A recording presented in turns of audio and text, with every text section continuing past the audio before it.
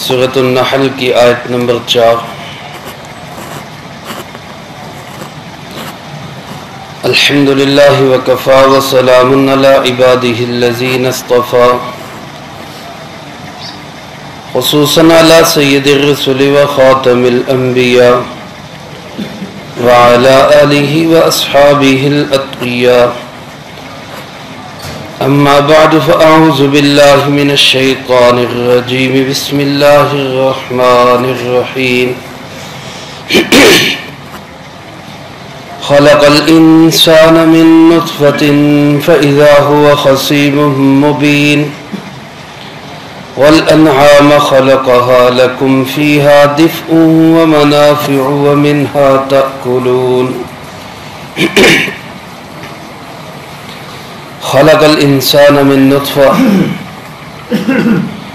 پیدا کیا انسان کو ایک پانی کی بوند سے، فَإِذَا هُوَ خَصِيمٌ مُّبِينٌ، سو اچانک یہ کھلم کھلا جھگڑا کرنے والا بن گیا۔ وَالْأَنْعَامَ خَلَقَهَا لَكُمْ، اور مویشیوں کو پیدا کیا تمہارے لیے، فِيهَا دِفْءٌ، اس میں گرمائش حاصل کرنے کا ذریعہ ہے، وَمَنَافِعُ، اور بہت سے منافع ہیں، وَمِنْهَا تَأْكُلُونَ، اور بہت سے مویشیوں کو تم کھاتے ہو۔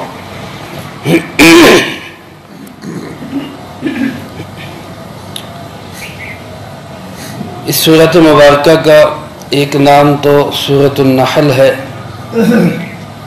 نحل کا معنی شہد کی مکھی، چونکہ اس صورت میں اللہ پاک نے شہد کی مکھی کی محنت، کوشش اور اس سے پیدا ہونے والے شہد کو بطور نعمت کے ذکر کیا ہے، اور اسی طرح اس سورۃ مبارکہ کا دوسرا نام سورۃ النعم بھی ہے، یعنی نعمتوں والی سورت۔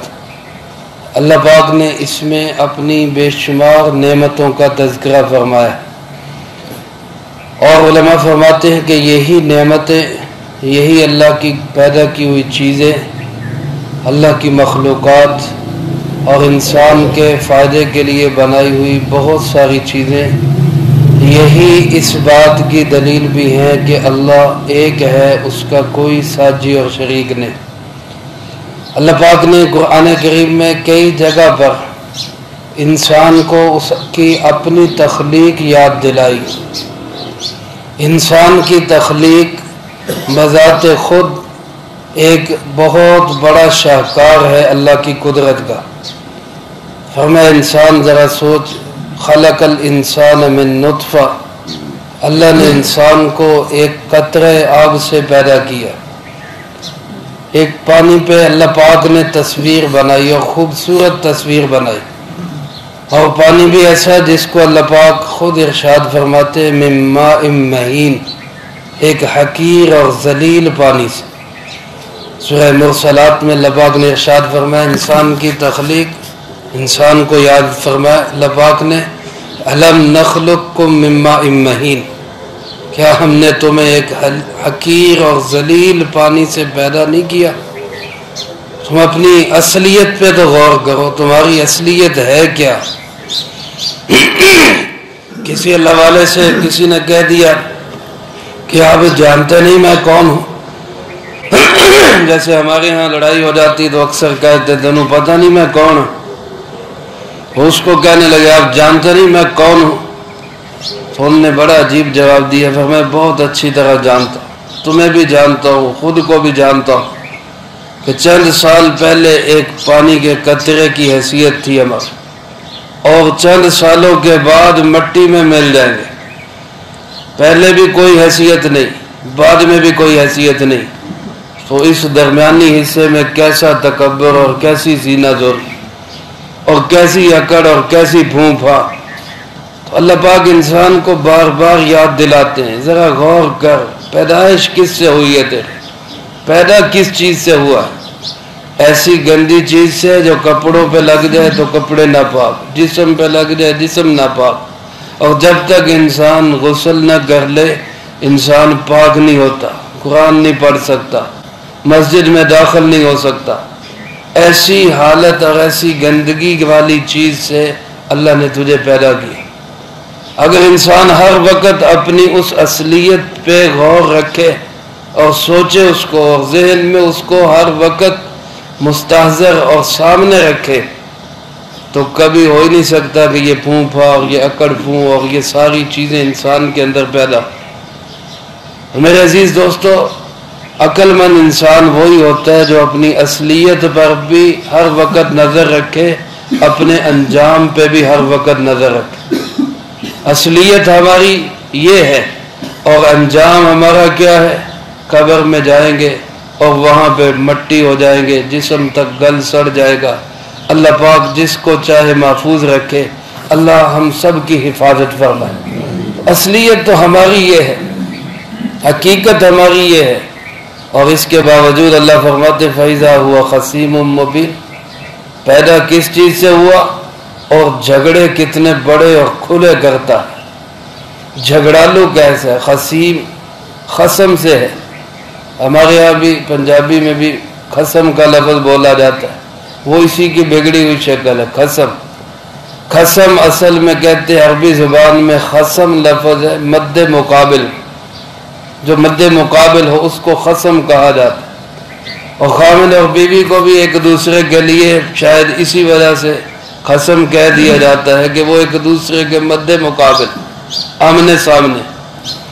تو خصیم کا لفظی ترجمہ مقابلہ کرنے والا، جھگڑا کرنے والا، لڑنے والا، اور مبین کھلم کھلا اعلانیہ لڑائی کرنے والا۔ اللہ فرماتے انسان کی حقیقت کیا ہے اور پوزیشن کیا ہے، پیدا کس چیز سے ہوا، کرتا کیا ہے۔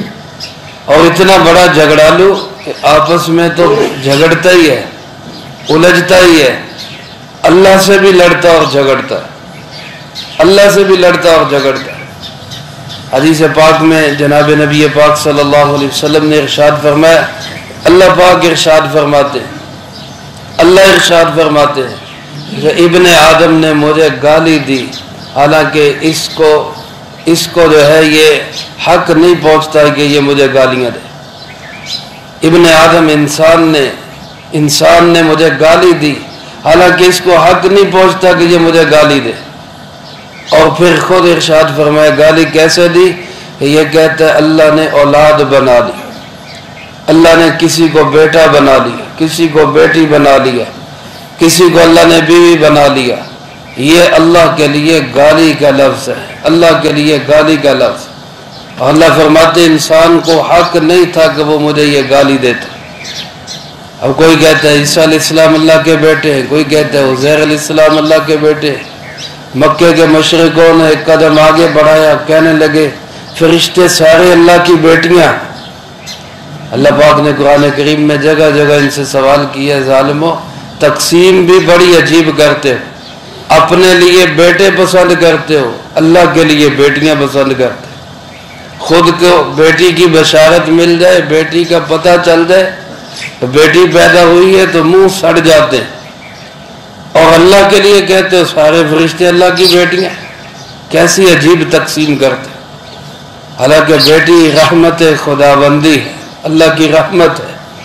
بیٹی کی پیدائش پہ جناب محمد کریم صلی اللہ علیہ وسلم نے خوشی کا اظہار فرمایا اور برکت والی فرمایا اس خاتون کو جس کا پہلا جنم بیٹی ہو، فرمایا وہ بڑی برکت والی خاتون ہے جس کے پہلے جنم میں بیٹی پیدا ہو۔ جناب نبی پاک صلی اللہ علیہ وسلم نے ارشاد فرمایا جو آدمی دو بیٹیوں کی پرورش کرے اور اس طرح پرورش کرے کہ ان کو صحیح تعلیم دے، دین کی تعلیم دے، اچھا پہننا بولنا سکھائے اور اچھے گھرداری سکھائے، اور پھر اس کی اچھی جگہ پہ شادی کر دے، اللہ کے محبوب نے فرمایا وہ جنت میں میرے ساتھ ہوگا۔ کسی نے عرض کی اللہ کے محبوب کسی کی ایک بیٹی ہو تو آپ نے فرمایا وہ بھی میرے ساتھ ہوگا۔ اپنی بچیوں کی پرورش یہ بیٹوں کی پرورش پہ نہیں آپ نے فرمایا، کیونکہ وہ تو انسان کرتا ہی ہے، اس میں بعض اوقات مفاد بھی آ جاتا ہے کہ بیٹا ہے چلو کو کل کو ہمارا سہارا بنے گا، اور بیٹی کی پرورش تو خالصتاً اللہ کی رضا کے لیے، کسی اور کے گھر بھیجنے کے لیے اس کی اچھی تربیت ہے۔ تو اس پہ فرمایا جو بیٹیوں کو ان کی تربیت کرے گا، ان کو حق ادا کرے گا، تو اللہ کے محبوب نے اس کے فضائل ارشاد فرمائے۔ میرے عزیز دوستو، یہ انسان جو ہے اس قدر ناشکرہ، اللہ فرماتے اپنی حیثیت نہیں دیکھتا، حقیقت نہیں دیکھتا، اور میرے مد مقابل آ کے مجھ سے لڑنے جھگڑنا شروع ہو جاتا۔ فرمایا جب بارش برستی ہے تو انسان دو قسموں میں تقسیم ہو جاتے ہیں۔ ایک قسم کے انسان جو کہتے ہیں کہ اللہ نے ہمیں بارش نصیب فرمائی، اللہ نے ہمیں بارش نصیب فرمائی۔ فرمایا یہ انسان جو ہے یہ تو اللہ کا شکر گزار بندہ۔ اور ایک انسان وہ ہے جو کہتا ہے جی فلاں ستارہ فلاں منزل میں پہنچا تو بارش ہو گئی، ستاروں کی وجہ سے بارش ہو گئی۔ اللہ پاک ارشاد فرماتے یہ انسان جو ہے یہ میرا ناشکرہ ہے، بارشیں میں برساتا ہوں اور یہ کسی اور کے ذمہ لگا دیتا، کسی اور کی قدر کرنے لگ جاتا۔ اولاد اللہ دیتا ہے، اولاد دینا اللہ کا کام ہے۔ یہب لمن یشاء اناثا ویہب لمن یشاء الذکور۔ فرمایا اللہ جس کو چاہتا ہے لڑکے دیتا ہے، جس کو چاہتا ہے لڑکیاں دیتا ہے۔ وَيَجْعَلُ مَن يَشَاءُ عَقِيمًا، جس کو چاہتا ہے اللہ باز کر دیتا ہے، کچھ نہیں دیتا۔ یہ سب کچھ اللہ کے ہاتھ میں ہے، لیکن انسان اس قدر جھگڑالو ہے کہ بیٹا اللہ نے دیا اور نام رکھ دیا پیرا دیتا، فلاں نے دیا۔ اور میرے عزیز دوستو یہ جھگڑے ہیں، یہ اللہ کی ذات کے ساتھ جھگڑے، خصیم مبین، یہ کھلا جھگڑالو ہے، ایسا جھگڑالو کہ اللہ کے مقابلے میں آ جاتا ہے۔ تو جیسے کسی کو کہتے ہیں کیا پدی اور کیا پدی کا شوربہ، انسان تو اپنی حیثیت دیکھ، حقیقت دیکھ، اور جھگڑتا کس سے ہے؟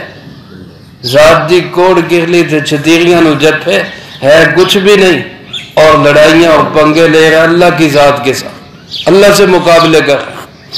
اس لیے اللہ نے انسان کو اس کی حیثیت اور حقیقت یاد دلائی۔ دیکھو ذرا تمہاری پیدائش کس سے ہوئی اور جھگڑا تم کس سے کرتے ہو؟ اس اللہ سے، اللہ نور السماوات والارض، جو نور ہی نور ہے، جو روشنی روشنی ہے۔ ایک حیثیت تمہاری کیا ہے اور تم پنگے کس سے لے رہے؟ میرے دوستو، میرے عزیز ساتھیوں، انسان کی سب سے بڑی عزت یہ ہے کہ انسان اللہ کا بندہ بن جائے، اللہ کا بندہ بن جائے۔ جناب محمد کریم صلی اللہ علیہ وسلم، اللہ نے آپ کی سب سے بڑی عزت یہی بیان فرمائی، سبحان الذی اسری بعبدہ، پاک ہے وہ اللہ جو اپنے بندے کو لے گیا، بنبیہ برسولہ بحبیبہ۔ کوئی صفت یہاں یہ ذکر نہیں کی، سب سے بڑی جو آپ کی صفت تھی وہ فرمایا بعبدہ، اپنے بندے کو لے گیا۔ اللہ ہمیں اپنا بندہ بننے کی توفیق نصیب فرمائے۔ پھر اللہ انسان کو یاد دلاتے ہیں، دیکھو وَالْأَنْعَامَ خَلَقَهَا لَكُمْ، تمہارے لیے چوپائے بھی اللہ نے پیدا کی، مویشی پیدا کیے۔ انعام نعم کی جمع ہے، جو مویشی جانور، پالتو جانوروں کو کہا جاتا ہے، جو انسان سے مانوس جانور ہے۔ اور سورۃ اعراف میں آپ حضرات پڑھ چکے، سورۃ انعام میں اللہ پاک نے 8 قسمیں اس کی بیان کی، ثمانیۃ ازواج من الضأن اثنین ومن المعز اثنین قل الذکرین حرم ام الانثیین اما اشتملت علیہ ارحام الانثیین۔ یہ 8 قسم کے جانور، اونٹ نر اور مادہ، گائے نر اور مادہ، اور اسی طرح بھیڑ نر اور مادہ، اور بکری نر اور مادہ۔ یہ 8 قسم کے جانور جن کا قرآن کریم نے ذکر کیا، جن کو مویشی کا۔ اور یہ جو بھینس ہے، یہ علماء نے لکھا ہے یہ گائے کی قسم ہے۔ لغت القرآن جو لغات کی کتاب ہے ان میں لکھا ہوا جوامیس، جاموس بھینس جس کو کہتے ہیں، یہ گائے کی ایک قسم ہے۔ جیسے گائے کی مختلف نسلیں ہوتی ہیں، کوئی ساہیوال کی ہے، کوئی دیسی ہے، کوئی ولایتی ہے، یہ مختلف نسلیں ہیں۔ اسی طرح بھینس بھی گائے کی ایک نسل ہے، ایک قسم ہے، اور اسی قسم کے تحت یہ گائے والے حکم میں داخل ہے۔ اور قربانی بھی میرے عزیز دوستو انہی 8 قسم کے جانوروں کی ہوتی، اس کے علاوہ کسی اور جانور کی قربانی جائز نہیں، چاہے وہ حلال بھی ہو، مرغوب بھی ہو، پسندیدہ بھی ہو۔ تو ان 8 قسم کے مویشیوں کو اللہ پاک نے خاص طور پہ بطور نعمت ذکر کیا، اور ان کی خاص ایک نعمت یہ ذکر کی لَكُمْ فِيهَا دِفْءٌ، تمہارے لیے ان کے اندر گرمی حاصل کرنے کا ذریعہ ہے۔ دف کہتے ہیں جس چیز سے انسان گرمائش حاصل کرے۔ سردیوں کے اندر بھیڑوں کی جو اون ہے یہ انسان کی گرمی حاصل کرنے کا سبب اور ذریعہ بنتی۔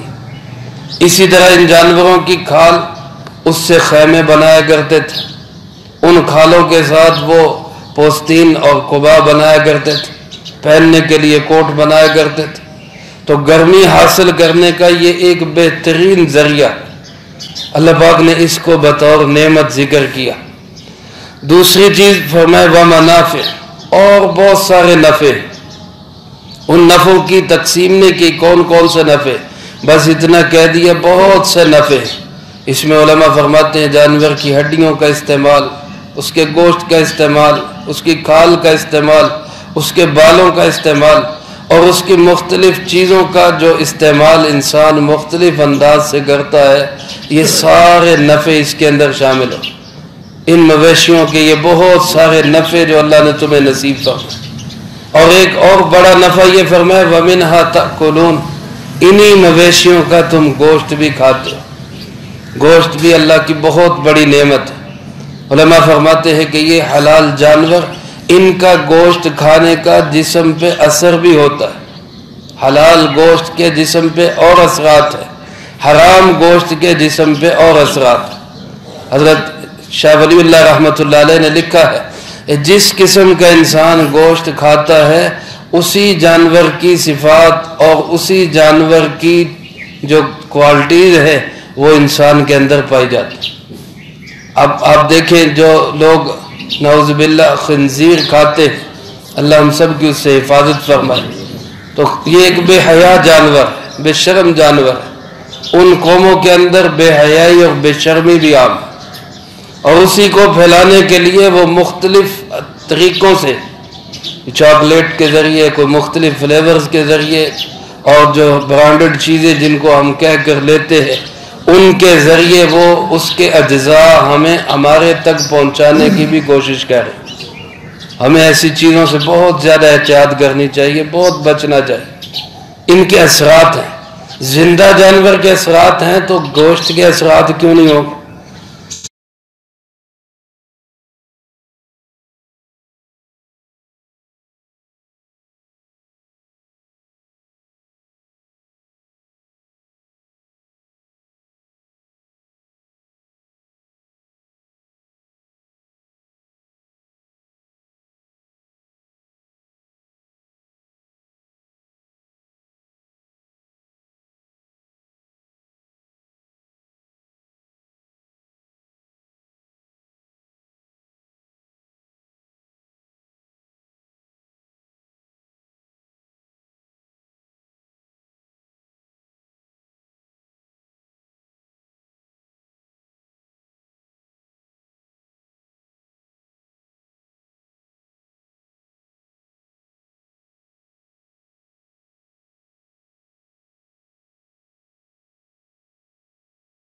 اونٹ اس کے پیچھے لائن بنا کے چل پڑتے، لیکن یہی جانور جب بفر جائے اور یہی جانور جب غصے اور طیش میں آ جائیں تو پھر 10 انسان بھی قابو کرنا چاہیں قابو نہیں ہوتے۔ تو اس لیے فرمائی اللہ نے تمہارے تابع کر دیے، اور اس میں کینہ ہے، اونٹ کے اندر کینہ ہے، فرمایا جو زیادہ ان کے اندر وقت گزارتا ہے اس میں بھی کینے کے جراثیم پیدا ہو جاتے۔ اور بکریوں کے اندر فرمایا مسکنت ہے، عاجزی ہے، جو زیادہ وقت بکریوں کے اندر گزارتا ہے اس کے اندر مسکنت اور عاجزی کے اثرات پیدا ہو جاتے ہیں۔ اللہ پاک نے انبیاء علیہ السلام سے بکریاں جروائیں، اس کی حکمت بھی یہی، عاجزی اور مسکنت پیدا ہو جائے۔ تو اس لیے جب زندہ جانوروں کے اثرات ہیں تو جب ان کا گوشت اندر جائے گا، ان کا گوشت ہمارے جسم کا حصہ بنے گا، تو اس کے اثرات کیوں پیدا نہیں ہوں؟ اس لیے حلال گوشت، حلال چیز استعمال کرنے کے جسم پر، عبادت پر، عقائد پر، اعمال پر بہت سے اثرات پڑتے. ہمیں اپنی خوراک میں، اپنے معاملات کے اندر حلال کا بہت زیادہ احتیاط کرنا چاہیے، حرام سے بہت بچنا چاہیے. اللہ ہم سب کو اس کی توفیق نصیب فرمائے. علماء فرماتے خاص طور پہ ان جانوروں کے نفعوں میں دودھ ان کا بہت بڑا نفع.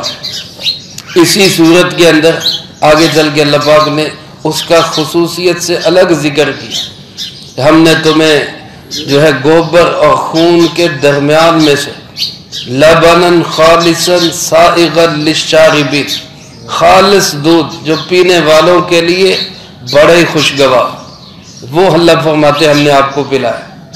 اب یہ خالص دودھ یہ شاید کٹے کو ہی نصیب ہوتا ہو، اللہ ہم سب کو نصیب فرمائے. تو خالص دودھ اگر کسی کو ملتا ہے تو بہت بڑی نعمت. جناب نبی پاک صلی اللہ علیہ وسلم نے ارشاد فرمایا ایک ایسی چیز ہے، ایک ایسی اللہ کی نعمت ہے جو کھانے کا بھی کام دیتی ہے، پینے کا بھی کام دیتی ہے، یعنی بھوک بھی مٹاتی ہے، پیاس بھی مٹاتی ہے. باقی جتنی نعمتیں ہیں جب انسان ان کو کھاتا ہے تو آپ نے دعا یہ سکھائی کہ یوں دعا کرو، یا اللہ ان میں برکت نصیب فرما اور ان سے بہتر نصیب فرما. پھل ہو، گوشت ہو، گندم، اناج، جو بھی نعمت ہو، یہ دعا کرو یا اللہ ان میں برکت دے اور ان سے بہتر چیز عطا فرما. لیکن جب دودھ کی دعا سکھائی تو وہاں دعا کیا سکھائی؟ اللہم بارک لنا فی وزدنا من، اے اللہ اس دودھ میں برکت دے اور اسی کو اور بڑھا دے. اس سے بہتر نہیں فرمایا، کیونکہ اس سے بہتر کوئی چیز ہی نہیں ہے، اس لیے یہ نہیں فرمایا اس سے بہتر عطا فرما، بلکہ فرمایا اسی کو اور بڑھا دے، اسی کو اور بڑھا دے. تو یہ ایک بہت عمدہ اور اچھی خوراک ہے، جناب نبی پاک صلی اللہ علیہ وسلم کی مرغوب اور پسندیدہ ترین مشروبات اور مرغوبات میں سے ہے. اور ہمیں اس کا استعمال بہت زیادہ کرنا چاہیے اور کوشش کرنی چاہیے کہ اچھا اور خالص دودھ، ڈبے کے دودھ سے بچنا چاہیے. ڈبے کے دودھ لگا دیتی ہیں بعض مائیں چھوٹے بچوں کو. اکبر الہ آبادی نے اس کے لیے بڑا عجیب جملہ کہا ہے. وہ کہتے طفل میں بو کیا آئے گی ماں باپ کے اتوار کی. طفل میں بو کیا آئے گی ماں باپ کے اتوار کی، یعنی بچے میں ماں باپ کے طور طریقے کہاں سے آئیں گے؟ دودھ تو پیا ہے ڈبے کا اور تعلیم ہے سرکار کی. تو طفل میں بو کیا آئے گی ماں باپ کے اعتبار کی، دودھ تو پیا ہے ڈبے کا اور تعلیم ہے سرکار کی. تو اس میں ماں باپ کے طور طریقے کہاں آئے گی؟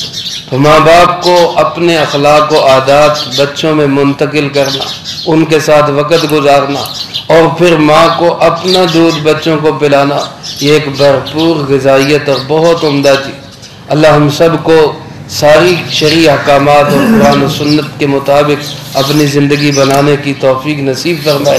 جو کہا سنا اس کو زندگی میں لا کے دوسروں تک پہنچانے کی توفیق عطا فرمائے.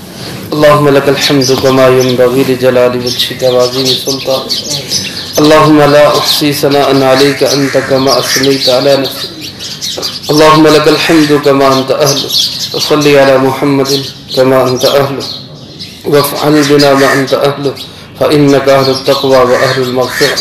اللهم ربنا ظلمنا أنفسنا وإن لم تغفر لنا وترحمنا لنكونن من الخاسرين. اللهم ربنا آتنا في الدنيا حسنة وفي الآخرة حسنة وقنا عذاب النار. اللهم ربنا هب لنا من أزواجنا وذرياتنا قرة أعين وجعلنا للمتقين إماما. اللهم ربنا تقبل منا إنك أنت السميع العليم وتب علينا إنك أنت التواب الرحيم. وصلى الله على النبي الكريم وعلى آله وأصحابه أجمعين برحمتك يا أرحم